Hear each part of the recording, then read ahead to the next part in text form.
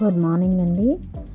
Happy Shivaratri అండి. నారికేల దీపం వెలిగించుకుంటున్నానండి ఈరోజు, అందుకనే కొబ్బరికాయ తీసుకున్నాను. ముందుగా అందరికీ శివరాత్రి శుభాకాంక్షలు. ఈరోజు మార్నింగ్ లేచి ఇల్లు శుభ్రం చేసుకొని ముందుగా దీపం వెలిగించుకుంటామండి. దీపం వెలిగించుకొని మనం కొబ్బరికాయ కొట్టుకుంటాం కదా, ఆ కొబ్బరికాయలో మనకి 3 కళ్ళు ఉన్న కొబ్బరికాయ ముక్క ఉంటుంది కదా, ఆ ముక్కను తీసుకొని దాన్ని పీల్చి తీసేసి మనం పెట్టుకోవాలండి. అది పెట్టుకున్న తర్వాత ఒక రాగి గిన్నె తీసుకోవాలి. ఆ గిన్నెకేమో పసుపు రాసుకొని కుంకుమ బొట్లు పెట్టుకోవాలండి.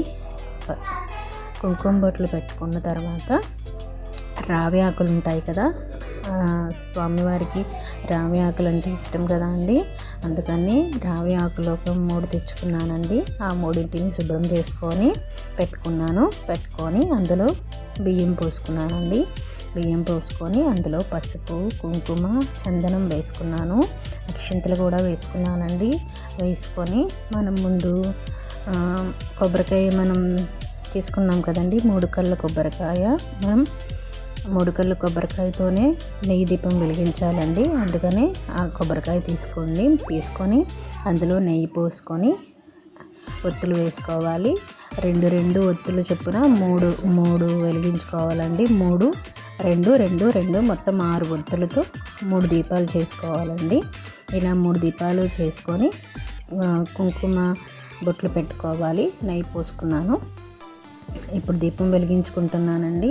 దీపాన్ని మనం అగరబత్తితో వెలిగించుకోవాలి. అగ్గిపెట్టెతో కాకుండా అగరబత్తితో వెలిగించుకుంటే మంచిదండి. అందుకనే అగరపుల్లతో దీపం వెలిగించుకుంటున్నాను. దీపం వెలిగించుకునేటప్పుడు మనం ఒక శ్లోకాన్ని చదువుకుంటాము. దీపం జ్యోతి పరబ్రహ్మం, దీపం సర్వోత్తమోపహం, దీపేన సదతే సర్వ సంధ్యా దీపా నమోస్తుతే, శుభం కరోతు కళ్యాణం ఆరోగ్య సుఖసంపదం, శత్రుబుద్ధ వినాశనం చ దీప జ్యోతిర్నమోస్తుతే అని ఒక శ్లోకం చదువుకోవాలి. చదువుకున్న తర్వాత అగరబత్తి ఇచ్చేసి హారతి ఇచ్చి మళ్ళీ ధూపం వెలిగించుకోవాలండి. ధూపం ఇచ్చేసిన తర్వాత నమస్కారం పెట్టుకోవాలి. అంతేనండి. తర్వాత గుడికి వెళ్ళి ఆ శివయ్యని మనం దర్శించుకొని ఇంటికి వచ్చి ఉపవాసం జాగరణ ఈరోజు చేసుకుంటే చాలా మంచిదండి. ఉపవాసం చేయలేని వారు జాగరమైనా చేసుకొని శివయ్యని కొలవండి.